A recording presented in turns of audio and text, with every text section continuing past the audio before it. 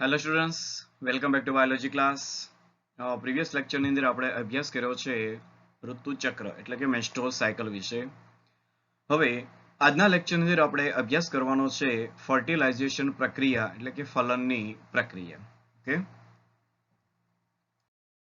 Okay students, ફલનની જે પ્રક્રિયા છે એ જોડાણની પ્રક્રિયા છે કે જેની અંદર નરજન્યુ અને માદાજન્યુ આ બંનેનું જોડાણ થતું હોય છે. ઓકે, અને મનુષ્યની અંદર આ જે નરજન્યુ અને માદાજન્યુ છે તે જોડાણ વખતે પોતાના એક પ્રકોષ કેન્દ્ર પ્રોન્યુક્લિયસ એ પ્રોવાઈડ કરે છે. એટલે નર પ્રકોષ કેન્દ્ર અને માદા પ્રકોષ કેન્દ્ર એમનું જોડાણ થશે તો આ જે ક્રિયા છે તેને કહેવાય છે ફલનની પ્રક્રિયા. ઓકે, એટલે કે નરજન્યુ અને માદાજન્યુના જોડાણની ક્રિયાને કહેવાય ફલન. આ એક સરળ ડેફિનેશન. ઓકે, પણ જે કંઈ ફલનની જે પ્રક્રિયા છે એ પ્રક્રિયાની અંદર નરજન્યુમાંથી આવતું નર પ્રકોષ કેન્દ્ર અને માદાજન્યુમાંથી આવતું માદા પ્રકોષ કેન્દ્ર એમનું જોડાણ થાય છે અને યુગ્મન જ બને છે. તો આ ક્રિયાને આપણે ફલન તરીકે ઓળખશું, રાઈટ. અને ફલનની જે કંઈ પ્રક્રિયા છે તેની અંદર થોડી ક્રિયા જોવા મળશે, થોડીક ટર્મિનોલોજી છે. ઓકે, કે જ્યાં નર અને માદા જે જન્યુ હોય છે અને જોડાણને આપણે યુગ્મક સંલયન સિંગેમી કહેવાય. પર્ટિક્યુલર શબ્દો છે કે જ્યાં જન્યુઓના જોડાણને સિંગેમી કહેવાય અને આ જે કોષ એમની અંદર રહેલો જે કોષરસ છે તેમની વચ્ચે જે કંઈ આંતર પ્રક્રિયાઓ થાય છે એમનું જે મિશ્રણ થવાનું છે એને કહેવાય કોષરસ યુગ્મન એટલે કે પ્લાઝ્મોગેમી. Okay, right. હવે શુક્રકોષ અને જે અંડકોષ એમના જે પ્રકોષ કેન્દ્ર છે એમના જોડાણને કહેવાય છે કોષ કેન્દ્ર યુગ્મન અથવા શબ્દ છે કેરિયોગેમી. ઓકે, કારણ કે કેરિયો શબ્દ એ ગ્રીક ભાષાની અંદર આપણે કોષ કેન્દ્ર થાય છે. અને જે કંઈ પણ રંગસૂત્ર છે, કારણ કે શુક્રકોષ એ 23 રંગસૂત્ર એમની પાસે છે અને અંડકોષની અંદર 23 રંગસૂત્ર છે. તો આજે એમના 23 જે રંગસૂત્ર છે તેમની જે આંતરક્રિયા છે એને કહેવાય છે ઉભય મિશ્રણ. એટલે શબ્દ છે એમ્ફીમિક્સિસ. તો ફલનની અંદર થોડીક આ ડેફિનેશન છે. ઓકે, નેક્સ્ટ, ફલનની પ્રક્રિયાની અંદર સંવનનની ક્રિયા કે પછી મૈથુન ક્રિયા દરમિયાન શિશ્ન દ્વારા વીર્યને યોનિ માર્ગની અંદર દાખલ કરવામાં આવે છે અથવા મુક્ત કરવામાં આવે છે. હવે યોનિ માર્ગની અંદર રહેલા જે કંઈ પણ શુક્રકોષો એ હવે થોડાક ચલિત બને છે. એટલે ચલિત શુક્રકોષો એ ઝડપથી તરવા લાગે છે અને ગ્રીવા દ્વારા ગર્ભાશયની અંદર પ્રવેશ કરે છે અને ત્યાંથી હવે તે અંડવાહિનીના તુંબિકા ઇથમસ જોડાણ સ્થાને, આકૃતિમાં જોઈ શકો તમે, જે કંઈ અંડવાહિની છે તેના જે ભાગ એની અંદર અંડપતન દરમિયાન જે કંઈ અંડકોષ મુક્ત થયો છે એ અંડકોષ અહીંયા જે ફિમ્બરી છે ફિમ્બરી મારફતે અંડવાહિની નિવાપમાં થઈ અને તુંબિકા પ્રદેશ, ઓકે, અને આગળ રહેલો તો કે ઇથમસ પ્રદેશ તો કે ત્યાં આવતા હોય છે. તો અહીંયા જે વાત કરીએ શુક્રકોષની છે કે શુક્રકોષ એ જ્યારે યોનિ માર્ગની અંદર દાખલ થાય છે અને ગર્ભાશયની અંદર પ્રવેશ કરે છે ત્યાંથી હવે આગળ એ પોતે ચલન મારફતે એ પહોંચે છે આ તુંબિકા ઇથમસ જોડાણ સ્થાને. ઓકે, અને હવે જે કંઈ અંડકોષો જે કંઈ અંડકોષ મુક્ત થયા છે ઋતુચક્રના મિડ સાયકલ તરીકે એટલે કે 14મા દિવસે, તો એ અંડકોષ એ આગળ વધી અને અંડવાહિની નિવાપ થકી તુંબિકા અને ઇસ્થમસ એ જોડાણ સ્થાને આવશે. એટલે અહીંયા જે મહત્વની જે બાબત છે વિદ્યાર્થી મિત્રો એ છે કે જે કંઈ શુક્રકોષો જે ચલિત છે અને પોતે આ જે ઇથમસ તુંબિકા જોડાણ સ્થાને આવ્યા છે તો સામે પણ અંડકોષ એ પણ તુંબિકા ઇથમસ જોડાણ સ્થાને આવ્યા છે. તો ફલનની જે પ્રક્રિયાનું જે સ્થાન છે એ આ ઇથમસ તુંબિકા જોડાણ સ્થાન છે એટલે કે તુંબિકા પ્રદેશ. એટલે હવે ફલનની ક્રિયા ત્યારે જ શક્ય બનશે કે જ્યારે આ શુક્રકોષો એ આ તુંબિકા પ્રદેશમાં હોય અને સાથે એ જ સમયે અંડકોષ પણ તુંબિકા પ્રદેશમાં હોય તો જ ફલનની ક્રિયા એ શક્ય બનશે. એટલે આ બાબત ખાસ નોંધવાની છે. ઓકે, એટલે જ્યારે અંડકોશ અને શુક્રકોશ એ એક સાથે જ્યારે તુંબકીય ઇસ્મ જોડાણ સ્થાને વહન પામે છે ત્યારે જ ફલન થશે અને આને કારણે જ બધા જ જે કે પણ સંવનન છે તે ફલન અને ગર્ભધારણની અંદર પરિણમતા નથી. આ એક રીઝન છે. ઓકે, અને શુક્રકોશ એના અંડકોશ સાથેના જોડાણની પ્રક્રિયાને આપણે ફલન કહીએ છીએ. ઓકે, ફલનની ક્રિયા દરમિયાન થોડાક ફેરફાર થતા હોય છે અને એ ફેરફાર તો કે શુક્રકોશ એ અંડકોશના ઝોના પેલ્યુસિડા, આ જે લેયર છે દ્વિતીય પૂર્વ અંડકોશ, એમની ફરતે એક નવું લેયર બને છે, એને કહેવાય ઝોના પેલ્યુસિડા. તો આ ઝોના પેલ્યુસિડાના સંપર્કમાં આવે છે અને પટલમાં થોડાક ફેરફાર પ્રેરે છે જે અન્ય શુક્રકોશના પ્રવેશને અટકાવે છે. અહીંયા બાબત છે પોલિસ્પર્મી અટકાવવાનું, કારણ કે મનુષ્યની અંદર આ જે પોલિસ્પર્મી છે એ અટકાવવા માટે તરત જ ફલનપડ બનતો હોય છે. એટલે કે અન્ય હવે કોઈ શુક્રકોશ એ દાખલ થશે નહીં આ જે અંડકોશના કોષ રસની અંદર. કોઈ એક શુક્રકોષ જ્યારે દાખલ થઈ જાય છે ત્યારે તરત જ ફલનપડ બની જાય છે અને હવે અન્ય કોઈ નવો શુક્રકોષ એ દાખલ થશે નહીં. એટલે પોલિસ્પર્મી એ અટકાવવાની છે, કારણ કે જ્યારે એક જ શુક્રકોષ દાખલ થાય છે ત્યારે એ વિકાસને કહેવાય છે મોનોસ્પર્મિક. એક મોનોસ્પર્મ.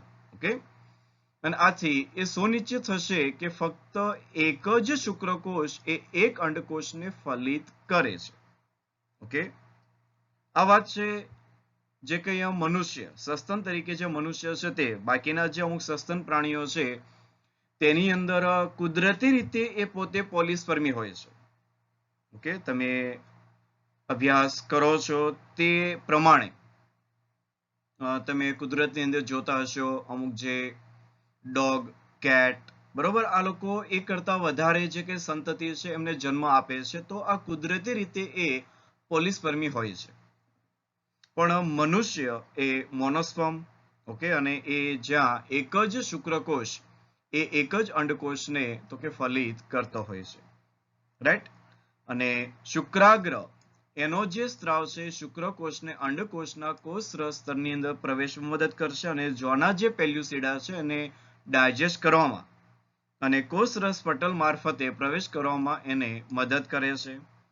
અને આ દરમિયાન દ્વિતીય પૂર્વ જે અંડકોષ જે ભાજનાવસ્થા 2 કહી શકાય તે હંગામી ધોરણે અરેસ્ટ છે.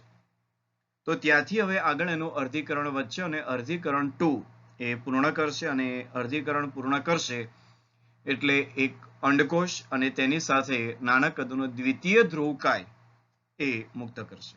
ઓકે, તો વિદ્યાર્થીઓ તમે આકૃતિમાં જુઓ તે પ્રમાણે કે પહેલું જે સ્ટેપ છે સ્પર્મ બાઇન્ડ ટુ ઝોના પેલ્યુસિડા.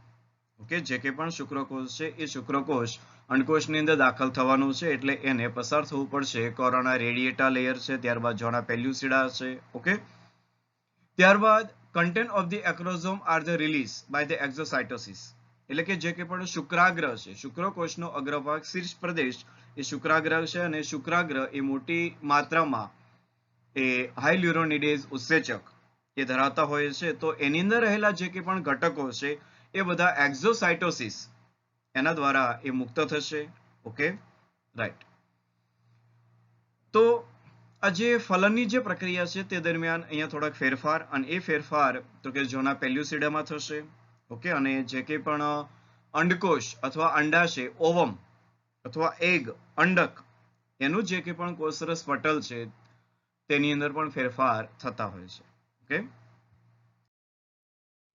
હવે એક શુક્રકોષ એ ઝોના પેલ્યુસિડાને તોડી અને અંડકોષની અંદર પ્રવેશ કરે એટલે તરત જ હવે દ્વિતીય જે પૂર્વ અંડકોષ છે તેનું અર્ધીકરણ બીજું એ પૂર્ણ થઈ જશે અને દ્વિતીય ધ્રુવકાય એ ત્યાંથી રિલીઝ થશે. અને હવે અંડકોષનું જે કે પણ કોષ કેન્દ્ર એ ઓળખાશે માદા પ્રકોષ કેન્દ્ર તરીકે. આ બાબત નોંધવાની છે કે જે કે પણ અંડકોષ છે એના કોષ કેન્દ્રની વાત છે અને બંનેના પ્રોન્યુક્લિયસ એ જોડાણ પામે છે એટલે ખાસ નોંધી લેજો, માદા પ્રકોષ કેન્દ્ર તરીકે ઓળખાશે. ઓકે, અને હવે શુક્રકોષનું જે શીર્ષ એનો મધ્ય ભાગ અને પૂંછડીથી અલગ પડશે. એટલે જે શીર્ષ ભાગ છે તે મધ્ય ભાગ અને પૂંછડીથી અલગ પડી જશે અને હવે નર પોતાનું જે કે પણ કોષ કેન્દ્ર છે એને આપણે ઓળખીશું નર પ્રકોષ કેન્દ્ર તરીકે. ઓકે, એટલે હવે એ પોતે રૂપાંતરિત થઈ જશે નર પ્રકોષ કેન્દ્ર તરીકે. મતલબ કે જે શુક્રકોષ એની અંદર રહેલું જે કોષ કેન્દ્ર છે એ ઓળખાઈ જશે હવે નર પ્રકોષ કેન્દ્ર તરીકે, કારણ કે વાત કરી તેમ બંનેના પ્રોન્યુક્લિયસ જોડાણ પામે છે. અને ત્યાર પછી ટૂંક સમયમાં જ આ જે પ્રકોષ કેન્દ્ર છે પોતાના કોષ કેન્દ્રીય જે પટલ છે એ પટલ હવે ડાયજેસ્ટ કરશે અથવા એ ત્યાં ડિઝોલ્વ કરશે અથવા તેનું પાચન થઈ જશે. એટલે હવે બંનેના જે કે પણ રંગસૂત્ર છે એ મુક્ત થઈ જશે પોતપોતાના કોષ કેન્દ્રમાંથી, કારણ કે કોષ કેન્દ્ર પટલ છે એ દૂર થઈ ગયું છે. ઓકે, અને માદા જે પ્રકોષ કેન્દ્ર એની પાસે રહેલા 23 રંગસૂત્ર અને નર પ્રકોષ કેન્દ્ર છે એમની પાસે રહેલા 23 રંગસૂત્ર એ મિશ્રિત થઈ અને રંગસૂત્રની 23 જોડીઓ બનાવશે. ઓકે, એટલે 23 જોડી એટલે કે 46 રંગસૂત્ર ધરાવતા એક યુગ્મન જ એનું નિર્માણ થશે. કે આ ટૂંકમાં ફલન વિશે થોડીક માહિતી, કે ફલનની અંદર જે કંઈ આ પ્રકોષ કેન્દ્ર છે એમનું જોડાણ થશે, એમના જે રંગસૂત્ર છે એ જોડાશે, 23 રંગસૂત્ર છે, 23 નર પ્રકોષ કેન્દ્ર, 23 માદા પ્રકોષ કેન્દ્ર અને બંનેનું જોડાણ થાય અને 23 જોડી એટલે કે 46 રંગસૂત્ર એટલે કે એક યુગ્મન જ એનું નિર્માણ થશે. રાઈટ? વિદ્યાર્થી મિત્રો, ફલનની જે કંઈ પણ અત્યારે આ જે વાત કરી એ સરળ ઘટના, પણ હવે આખી આ જે ઘટના છે થોડીક જટિલ રૂપે છે, જેને આપણે હવે ક્રમશઃ તબક્કા પ્રમાણે માહિતી મેળવીએ. કે જે કંઈ પણ ફલનની જે પ્રક્રિયા છે એની અંદર પણ વ્યવસ્થિત એક તબક્કા ઇન્વોલ્વ છે. અને એ તબક્કાની જો વાત કરીએ, પ્રથમ તબક્કો તો કે એ વાત હતી ઇન્સેમિનેશન, એટલે કે જે કંઈ પણ વીર્ય છે એ શિશ્ન દ્વારા એ જે માદા છે એના યોનિ માર્ગમાં દાખલ કરવાની વાત. તો એ ઇન્સેમિનેશન એટલે કે જે શુક્રકોષો એ હવે યોનિ માર્ગમાં દાખલ થઈ ચૂક્યા છે. ઓકે, હવે આ જે શુક્રકોષો છે તેનું કેપેસિટેશન, તો હવે યોનિ માર્ગ છે એની અંદર આવેલું જે અધિચ્છદીય આવરણ છે, તો અધિચ્છદીય આવરણનો જે કંઈ પણ સ્ત્રાવ છે તે કે જેમાં શુક્રાણુ એ યોનિ માર્ગમાં અંડકોષને ફળદ્રુપ ફર્ટાઇલ કરવા માટે પોતે એક ક્ષમતા પ્રાપ્ત કરે છે, અને આ ક્ષમતાને આપણે કહેવાનું છે કેપેસિટેશન. ઓકે, આ બાબત નોંધવાની છે વ્યવસ્થિત, કારણ કે જે કે પણ જે ટેલ પોર્શન છે, જે શુક્રકોષનો જે પૂંછડીનો ભાગ છે એ પૂંછડીનો ભાગ હવે વિપ્લાયક જે કંઈ મેનર છે એ પ્રમાણે પોતે મૂવમેન્ટ બતાવશે અને એની જે ચલિતતાનો જે ઝડપી છે એ થોડુંક વધી જશે અને એ એપ્રોક્સિયા કેપેસિટેશન એ 6 થી 7 કલાકની અંદર પોતે પ્રાપ્ત કરી લેશે.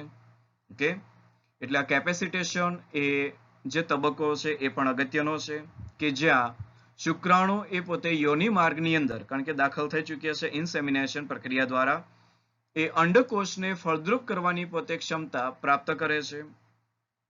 અને આ જે ક્ષમતા છે તેની અંદર થોડીક બાબતો સમાવિષ્ટ છે અને એ પણ ફેરફાર અગત્યના બને છે, કે જેમાં વીર્યના અવરોધક જે પરિબળો છે તમામને ડાયલ્યુટ કરવા, કારણ કે એ પોતે અવરોધ ના કરી શકે અને શુક્રકોષો પોતે એ મંદ વાતાવરણની અંદર પોતે વ્યવસ્થિત ચલિત થઈ શકે, કારણ કે એમને પહોંચવાનું છે ઇસ્થમસ તુંબિકા જોડાણ સ્થાને. ઓકે, બીજો ફેરફાર તો કે શુક્રાણુ એનો જે શીર્ષ ભાગ અને શુક્રાગ્ર એનો જે કોલેસ્ટેરોલ યુક્ત આવરણ છે એ દૂર થશે, અને તમે આકૃતિમાં જુઓ છો કે આ જે યલો પોર્શન એ કોલેસ્ટેરોલ, તો અહીંયા જે કંઈ કોલેસ્ટેરોલના જે ભાગ છે એ બધા દૂર થઈ જશે. ઓકે, કારણ કે આ જે શુક્રાગ્ર છે એ પણ એક્ટિવેટ થવાનું હોય છે એને પણ. ઓકે, અને શુક્રાગ્ર એના આવરણની હવે પ્રવેશશીલતામાં વધારો થશે અને Ca+2 આયન એ શુક્રાણુમાં પ્રવેશને સાનુકૂળતા બનાવશે, એટલે કે એને પણ એ પોતે ફેસિલિટેટ એ પ્રકારે આપશે કે હવે આ જે Ca+2 છે એ હવે શુક્રાગ્રની અંદર પોતે પ્રવેશ કરી શકે.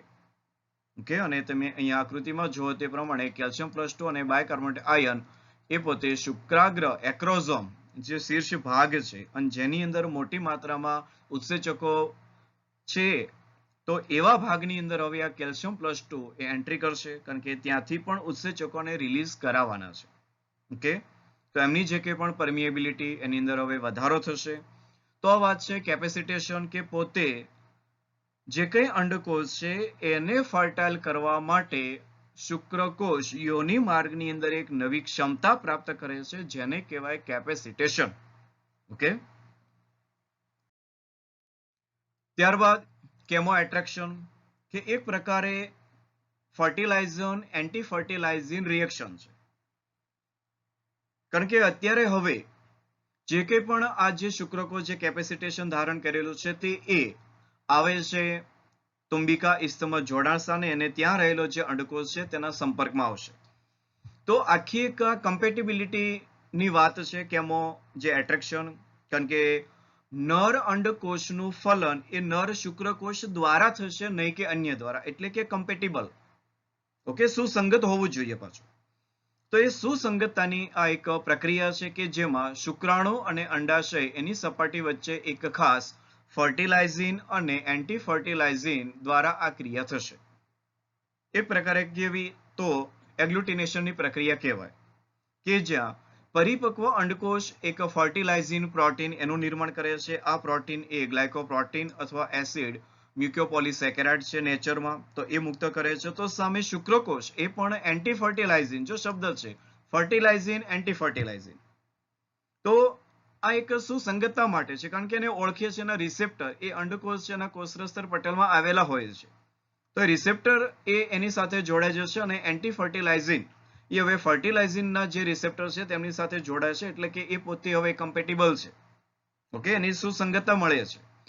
તો આ એક સ્ટેપ છે કેમો એટ્રેક્શન કે જ્યાં અંડકોષ દ્વારા ફર્ટિલાઇઝિંગ પ્રોટીન અને શુક્રકોષ દ્વારા એન્ટી ફર્ટિલાઇઝિંગ પ્રોટીન એ પણ એક એસિડ પ્રોટીન જ છે અને મુક્ત કરે છે. એટલે હવે આ ફર્ટિલાઇઝિંગ અને એન્ટી ફર્ટિલાઇઝિંગ જે પ્રતિક્રિયા છે એટલે કે રિએક્શન એ શુક્રકોષને અંડકોષની સપાટી સાથે ચોંટવામાં, વાત કરીએ ને એગ્લુટિનેશન, એને મદદ કરે છે. Okay, right. તો અહીંયા પણ પહેલું જે સ્ટેપ છે કે જે કંઈ સ્પર્મ છે એ સ્પર્મ એ એગના જેલી કોટ સાથે એ સંપર્કમાં આવે છે અને જે કંઈ પણ એક્રોઝોમ છે શુક્રાગ્ર એના એન્ઝાઇમ એ રિલીઝ થાય છે અને એને ડિઝોલ્વ કરવાના છે જેલીપડને. ઓકે, અને ત્યારબાદ જે કંઈ પણ શુક્રકોષ છે એનું જે શુક્રાગ્ર એના જે એન્ઝાઇમ્સ એ જ્યારે આ જેલીપડને એ ડાયજેસ્ટ કરે છે ત્યારે ધીમે હવે આગળ વધે છે અને જે કંઈ પણ આવનારા જે કંઈ પણ આવરણો છે એ આવરણોને એક પછી એક એ ભેદતા જાય છે. ઓકે, ત્યારબાદ અગત્યની રિએક્શન એટલે કે એક્રોઝોમલ રિએક્શન. એક્રોઝોમ શુક્રાગ્ર. તો આ એ પ્રક્રિયા છે કે જ્યાં શુક્રાગ્રમાંથી જે કંઈ આ ઉત્સેચકો છે એ રિલીઝ કરવાની વાત છે.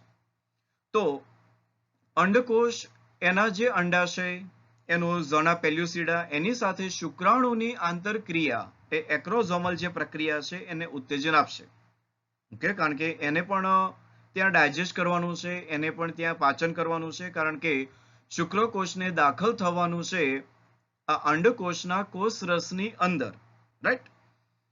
તો હવે ફળદ્રુપ ક્ષમતા પ્રાપ્ત કરેલ જે કે પણ શુક્રકોષ એ શુક્રાગ્રમાંથી ઘણા રસાયણો મુક્ત કરે છે અને સામૂહિક રીતે એને કહેવાય છે સ્પર્મ લાયસિન. આ શબ્દ યાદ રાખવાનો છે, સ્પર્મ લાયસિન. આ એક સામૂહિક શબ્દ છે કે શુક્રકોષ એનો જે અગ્રભાગ ત્યાં આવેલો શુક્રાગ્ર એ શુક્રાગ્રની અંદરથી મોટી માત્રામાં હવે કેમિકલ્સ એ રિલીઝ થાય છે. તો રિલીઝ થતો જે ભાગ એને સામૂહિક રીતે સ્પર્મ લાયસિન કહેવાય છે, કારણ કે એની અંદર પણ ઘણા બધા એન્ઝાઇમ્સ એ ઘટક સ્વરૂપે રહેલા છે. રાઈટ. હવે એક્રોઝોમલ પ્રક્રિયામાં શુક્રકોષનું જે કે પણ કોષરસ્તર પટલ અને દ્વિતીય પૂર્વ અંડકોષ એનું જે કોષરસ્તર પટલ છે એનું જોડાણ એ સામેલ છે.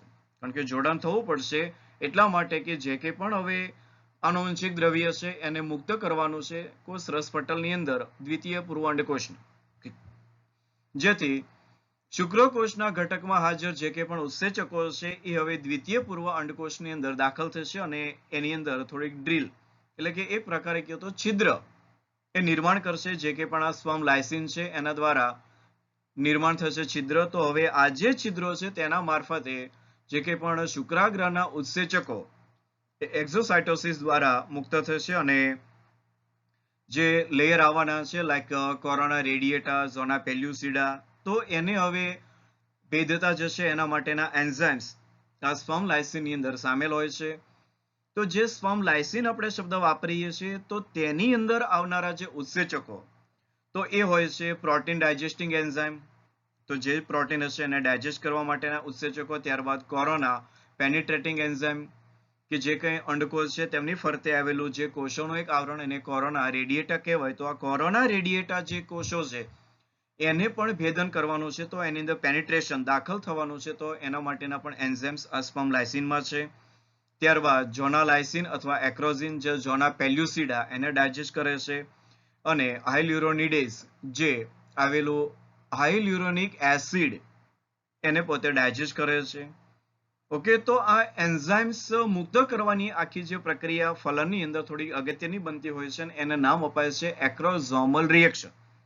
અને આકૃતિમાં આજે આપણે સ્ક્વેર બતાવીએ છીએ કે એક્રોઝોમ રિએક્ટ વિથ ધી ઝોના પેલ્યુસિડા, એટલે જે કંઈ ઉત્સેચકોથી સભર જે ભાગ છે એ ભાગ ત્યાં બ્રેકડાઉન, અને ત્યાંથી હવે આગળ જે કંઈ કોરોના રેડિયેટા છે, ઝોના પેલ્યુસિડા છે, એને ડાયજેસ્ટ કરશે. બીજી આકૃતિમાં પ્રોટીન રિસેપ્ટર હોય છે, બરોબર, કારણ કે એમની સાથે એને જોડાવાનું છે, like fertilizin and anti fertilizin.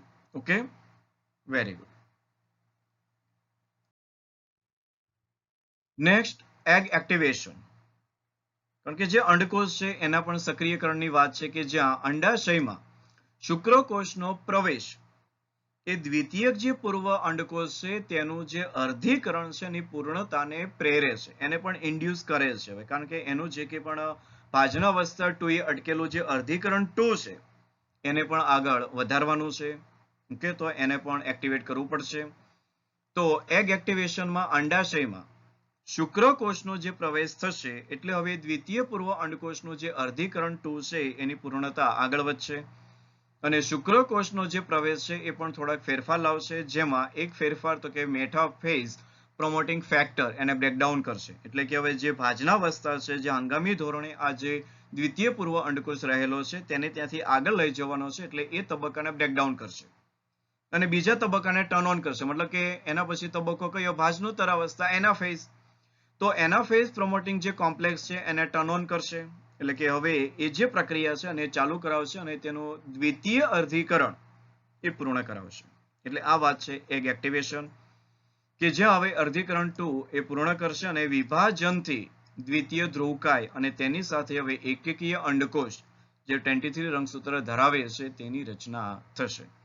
Okay, આકૃતિમાં જે કંઈ રચના છે ન્યુક્લિયસ ઓફ ધી ઓવમ, એટલે કે જે કંઈ અંડકોષ એનું આ કોષ કેન્દ્ર છે એની સાથે ફર્ટિલાઇઝિંગ સ્પર્મ છે, તો એના સંપર્કમાં આવશે, એટલે આ બધી ક્રિયાવિધિ થકી અર્ધીકરણ 2 એનું પૂર્ણ થશે. ઓકે, ત્યારબાદ સેકન્ડ મોસ્ટ ઇમ્પોર્ટન્ટ જે રિએક્શન તો કે એ છે કોર્ટિકલ અને ઝોનલ રિએક્શન, એટલે કે જોના રિએક્શન. ઓકે, કારણ કે કોર્ટિકલ એટલે કે બાહ્યક પ્રક્રિયા, અને આ જે પ્રક્રિયા છે હવે જો સ્પર્મ એન્ટ્રી થઈ ચૂકી છે અને એના થકી જે કંઈ એગ એક્ટિવેશન હતું એનું દ્વિતીય જે અર્ધીકરણ છે એ પણ હવે પૂર્ણ થઈ ચૂક્યું છે. ઓકે, અને તેનાથી આપણને હવે રિઝલ્ટ મળ્યું કે એક એકકીય અંડકોષ અને તેની સાથે તો કે દ્વિતીય ધ્રુવકાય. રાઈટ, હવે શુક્રકોષનું જે કે પણ શીર્ષ એ ફર્ટિલાઇઝેશન કોન, કારણ કે આ જે પ્રક્રિયા છે એ પ્રક્રિયા એક્રોઝોમલ રિએક્શન દરમિયાન એક આઉટગ્રોથ, એને કહી શકાય કે એક પ્રકારનો વિકાસ એ એની અંદર થતો હોય છે, અને એ વિકાસને આપણે નામ આપવાનું હોય છે ફર્ટિલાઇઝેશન કોન. એટલે કે એક પ્રકારનો શંકુ કે જેના દ્વારા આ જે કંઈ પણ દ્રવ્યો છે એ પસાર થઈ શકે. તો એ કોન જ્યારે સંપર્કમાં આવશે એટલે હવે સોડિયમ ચેનલ ખુલે છે. ઓકે, રાઈટ, કારણ કે આ વાત થઈ ગઈ હવે ધ્રુવીકરણ વિધ્રુવીકરણની. તો જેવી સોડિયમ ચેનલ ખુલશે એટલે અંડાશયની અંદર વિધ્રુવીકરણ થશે. આ બાબત ઓકે, કે સોડિયમ ચેનલ ખુલે એટલે પ્રક્રિયા કઈ થઈ? વિધ્રુવીકરણ, ડિપોલરાઇઝેશન. અને કેલ્શિયમ +2 એ અંડકોષની અંદર દાખલ થાય છે. એટલે જો હવે એક બાબત ચોક્કસ થઈ જશે, કેલ્શિયમ +2 જેવું એન્ટર થશે એટલે એની અંદર રહેલી જે કે પણ સ્ત્રાવી ભાગ છે એ બધો બ્રેકડાઉન થતો હોય છે. રાઈટ, એટલા માટે તે કેલ્શિયમની એન્ટ્રી જરૂરી છે. એટલે કેલ્શિયમ ઇનફ્લક્સ એ જરૂરી છે આ કોર્ટિકલ રિએક્શનની અંદર. ઓકે, વ્યવસ્થિત ધ્યાનમાં લેજો કે જે કંઈ પણ આ ફર્ટિલાઇઝેશન કોનના સંપર્કમાં આવશે એટલે સોડિયમ ચેનલ ખુલશે એટલે કોષરસ્તર પટલની અંદર વિધ્રુવીકરણની પ્રક્રિયા પૂર્ણ થશે, અને વિધ્રુવીકરણની પ્રક્રિયા પૂર્ણ થશે એટલે પ્રવેશશીલતામાં વધારો થાય એટલે કેલ્શિયમ +2 ઇનફ્લક્સ. રાઈટ, હવે શુક્રકોષ અને અંડકોષ જે કંઈ પટલ છે એમના જે કોષરસ્તર પટલ છે એ ડાયજેસ્ટ થાય છે, એટલે હવે જે કંઈ બાબતો હતી કોષરસ્તર પટલની એ પણ હવે ડાયજેશન થઈ ગયા, એટલે હવે જે એમના રંગસૂત્ર છે એ બધા ફ્રી થઈ ગયા. એટલે નર પ્રકોષ કેન્દ્ર અને શુક્રકોષનું નિકટવર્તી જે તારા કેન્દ્ર છે, કારણ કે શુક્રકોષની રચનામાં આપણે વાત કરી હતી ત્યાં બે તારા કેન્દ્ર, એક કોષ કેન્દ્ર નજીક ગોઠવાયેલું નિકટવર્તી પ્રોક્સિમલ અને બીજું દૂરસ્થ તારા કેન્દ્ર. દૂરસ્થ તારા કેન્દ્રમાંથી રચના થઈ કોની? ઓકે, તલસ્થ કાય કણિકા, એમાંથી રચના થઈ પૂંછડી. ઓકે, એનો ટેલ પોર્શન. પણ હવે જે કંઈ શુક્રકોષ એનું નિકટવર્તી જે તારા કેન્દ્ર છે એ હવે અંડકોષના કોષ રસની અંદર પ્રવેશ કરે છે. આ એન્ટ્રીની વાત. એટલે નર પ્રકોષ કેન્દ્ર અને શુક્રકોષનું નિકટવર્તી તારા કેન્દ્ર ક્યાં દાખલ થઈ ગયું હવે? તો કે કોષરસ સ્તરની અંદર, કારણ કે ફ્રી થઈ ગયા. ઓકે, અને કેલ્શિયમ પ્લસ 2 નો જે પ્રવેશ છે બાહ્યકની જે કે પણ કણિકા છે એના પ્રવાહનું કારણ બનશે. એટલે કે બાહ્યકની જે કે પણ કણિકાઓ છે એની જે ગ્રેન્યુલ, એની વેસિકલ, એની પુટિકાઓ એ બ્રેસ્ટ થશે અને તેમાંથી એનો જે સ્ત્રાવ છે એ પોતે થશે. હવે તમે આકૃતિમાં એક નજર આપણે જો કરીએ તો અહીંયા 5th અને 6th જે કંઈ અહીંયા તબક્કા છે તે કે ભાઈ ચલો fusion of the plasma membrane અને સ્પર્મ પ્લાઝમા મેમ્બ્રેન એ બધું ઓકે, આ તબક્કા ઓલરેડી આવી ચૂક્યા. હવે પણ હવે જ્યારે અહીંયા આ જે કોષરસ્તર પટલ હવે ડાયજેસ્ટ થાય છે, એટલે જે કંઈ પણ શુક્રકોષ એનું જે નર પ્રકોષ કેન્દ્ર અને નિકટવર્તી જે તારા કેન્દ્ર છે જ્યારે અંદર દાખલ થશે, એટલે હવે આવનારો જે બીજો જે શુક્રકોષ છે તેને અટકાવવાનો છે. આપણે વાત કરી તેમ કે પોલિસ્પર્મી એ અટકાવવાની વાત છે મનુષ્યની અંદર. તો હવે જ્યારે એકવાર આ દાખલ થઈ જશે એટલે હવે થોડીક રિએક્શન થશે અને જે કંઈ અહીંયા તમે જોઈ શકો તેમ પેરીવિટેલાઇન સ્પેસ એટલે કે પેરીવિટેલાઇન અવકાશ એનો જે ભાગ અને ત્યારબાદ જે કંઈ પણ આ બધી પુટિકાઓ છે, જો અહીંયા તમે સંપૂર્ણ પુટિકાઓ જોઈ શકો છો વ્યવસ્થિત, આ બધી કોર્ટિકલ પુટિકાઓ છે, કોર્ટિકલ ગ્રેન્યુલ્સ કણિકાઓ એની અંદર ભરેલી છે. તો એ અંદર ભરેલી જે કણિકાઓ એને બ્રેકડાઉન કરવા માટે કેલ્શિયમ પ્લસ 2, તો કેલ્શિયમ પ્લસ 2 ની એન્ટ્રી થશે. એટલે હવે આ જે પુટિકા છે જો ધીમે ધીમે બ્રશ થાય અને પોતે જે અંદર રહેલો જે ભાગ એ બધો બહાર આવી જશે. જો બહાર આવશે એટલે પેરીવિટેલાઇન જે અવકાશ છે તેની સાથે સંપર્કમાં આવી અને હવે એક સળંગ પડની રચના કરી દેશે. અને આને કહેવાય આપણે કોર્ટિકલ રિએક્શન. આ જે સળંગ પડની જે રચના કરવાની છે એ થોડીક અગત્યની બને છે અને એ દરમિયાન ઝોના જે પેલ્યુસિડા છે એ પણ અહીંયા કાર્ય કરશે અને ઝોના પેલ્યુસિડાનું જે પણ આવરણ છે તે પણ આની સાથે કમ્બાઇનમાં રહી અને આખું એક ફલન પડની રચના કરી દેશે.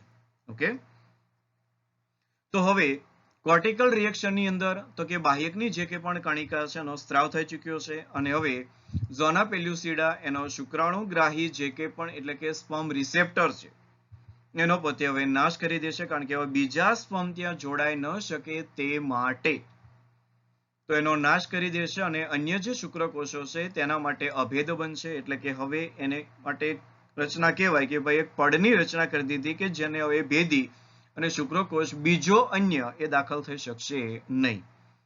એટલે કે ફલન પડ બનાવશે અને જે હવે અન્ય શુક્રકોષના પ્રવેશને અટકાવી દેશે. ઓકે, તો આ બાબત છે કે કોર્ટિકલ રિએક્શન અને ઝોના રિએક્શનની અંદર સૌથી અગત્યની બાબત ફલન પડ નિર્માણ થવાની બાબત છે કે જેમાં પોલિસ્પર્મીને અટકાવવાનું છે. ઓકે, એટલે હવે થશે શું કે જે નર પ્રકોષ કેન્દ્ર અને જે માદા પ્રકોષ કેન્દ્ર એ બંનેનું જોડાણ થશે. રાઈટ, કેરિયોગેમી. અને જોડાણ થશે એટલે હવે 46 રંગસૂત્ર ધરાવતા જે યુગ્મનજ એનું નિર્માણ થશે. Right, okay. તો ફલનની જે કંઈ પણ પ્રક્રિયા છે તે સમયે જ જે કંઈ બાળક છે તેની જાતિ એ સુનિશ્ચિત થતી હોય છે. એટલે કે સેક્સ ડિટર્મિનેશન એ ફલનની ક્રિયા વખતે થઈ ચૂકતું હોય છે. ઓકે, તો એની થોડીક વિગત મેળવીએ કે જ્યાં માદા છે તો એમની પાસે જે કે પણ દૈહિક રંગસૂત્ર જે હોય છે એ દૈહિક રંગસૂત્ર એટલે કે 44 રંગસૂત્ર, એની સાથે લિંગી રંગસૂત્ર તો કે XX, અને જે કે પણ નર છે એમના જે દૈહિક રંગસૂત્ર છે એમની સાથે રહી અને એમના તો કે એક X અને બીજો તો કે Y રંગસૂત્ર. ઓકે, તો આ એક બંધારણ હોય છે માદા અને નરનું. તો જે કંઈ પણ હવે એકકીય જે શુક્રકોષો બનવાના છે, એકકીય જે અંડકોષો બનવાના છે, તો ફોર એક્ઝામ્પલ એકકીય અંડકોષનું બંધારણ આપીએ તો 22 પ્લસ એની સાથે એક એક્સ, અને નરની અંદર જે શુક્રકોષો છે એની અંદર પણ 22 એ દૈહિક બંધારણમાં, અને એની સાથે હવે બે પ્રકારના શુક્રકોષ ઉત્પન્ન કરશે, કાં તો એ એક્સ કન્ટેનિંગ હોય અથવા તો એ વાય કન્ટેનિંગ હોય. કાં તો એવા શુક્રકોષો હશે કે જેની અંદર એક્સ રંગસૂત્ર સાથે દૈહિક રંગસૂત્ર, અને એવા પણ શુક્રકોષો હશે કે જેની સાથે વાય રંગસૂત્ર સાથે દૈહિક રંગસૂત્ર. એટલે જે કે પણ શુક્રકોષો નિર્માણ થાય છે એની અંદર હવે સંભાવના રહેલી છે બે પ્રકારે, કાં તો એક્સ ધરાવતા હોઈ શકે અથવા તો એ વાય ધરાવતા હોઈ શકે.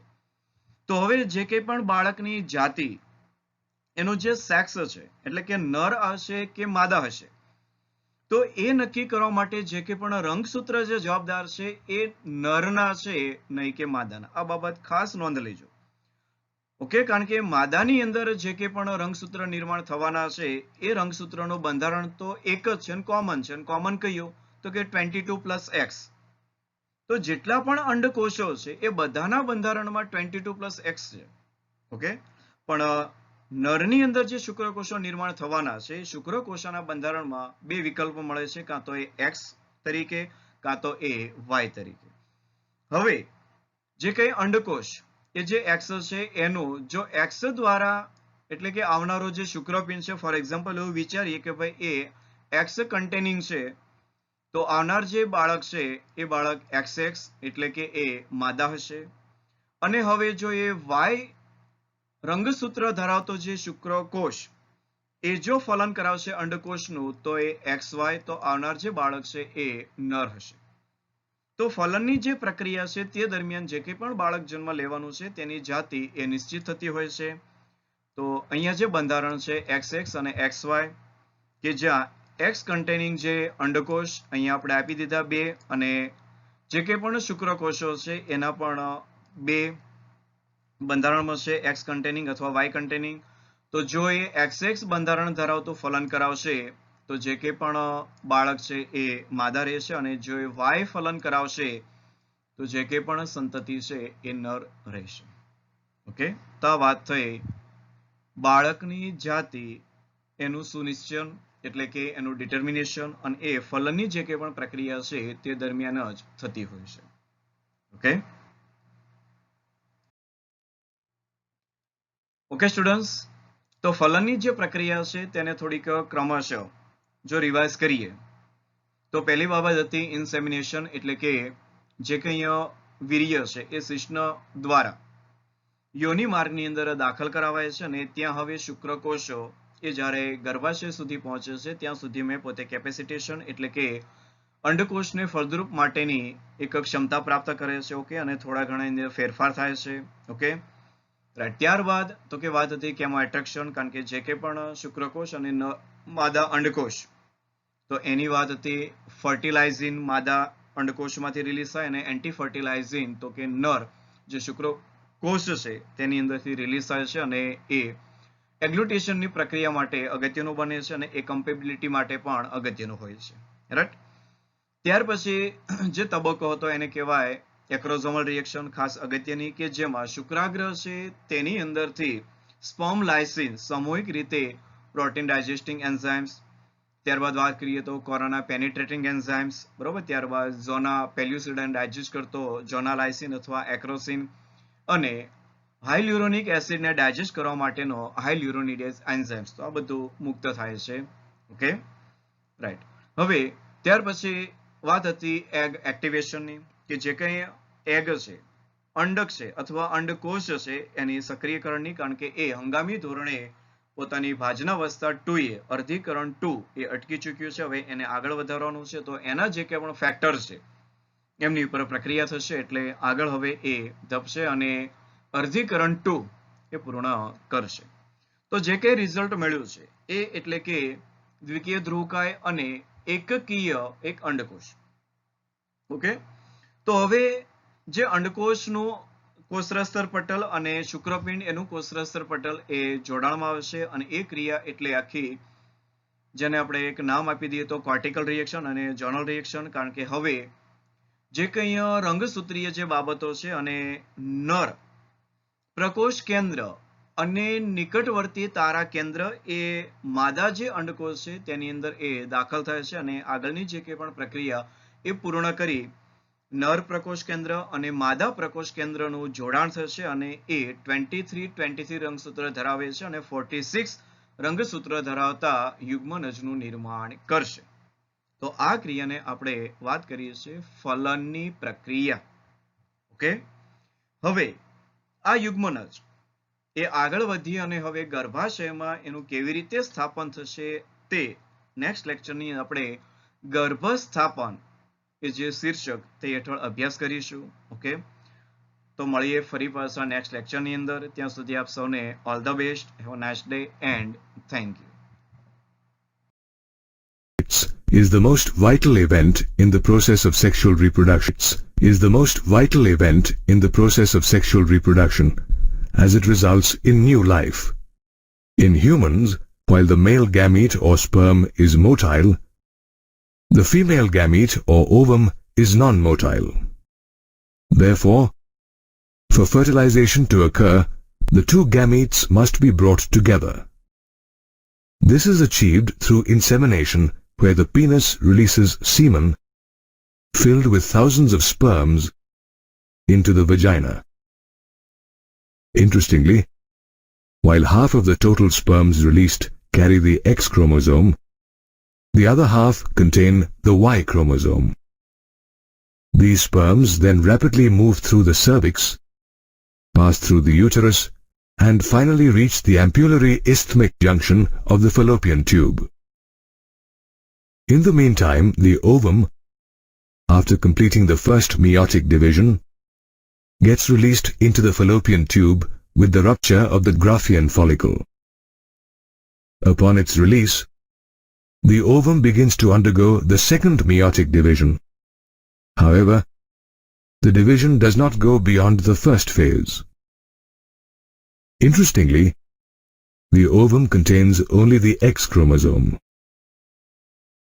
Studies have shown that the ovum is filled with cytoplasm called the yolk or vitellus, surrounded by a membrane called the vitelline membrane. The vitelline membrane is ensconced in another membrane called zona pellucida. However, there is some space between the zona pellucida and the vitelline membrane, which is called the perivitelline space.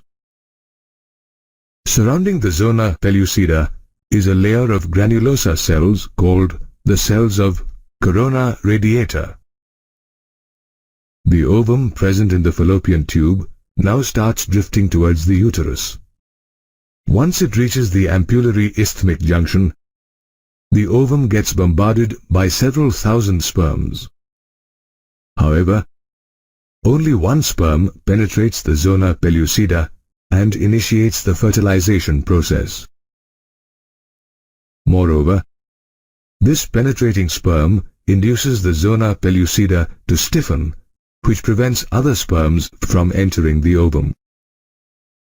After gaining entry through the zona pellucida, the acrosome present over the sperm's nucleus starts secreting enzymes that aids the sperm head to get through the ovum's cytoplasm while the sperm sheds its tail. The fertilized egg now resumes the remaining phases of the second meiotic division. However, this division, being unequal, results in the formation of two unequal bodies, a haploid ovum called ootid and a second polar body. While the second polar body degenerates, the ootid and the haploid nucleus of the sperm fuse together to form a diploid zygote. Did you know that the sex of the zygote is decided at the time of fertilization? If the ovum is fertilized by a sperm containing the X chromosome, the resulting zygote contains XX chromosome and would develop into a female. However, if a sperm containing the Y chromosome fertilizes the ovum, the resultant XY zygote develops into a male. Thus, it is the sperm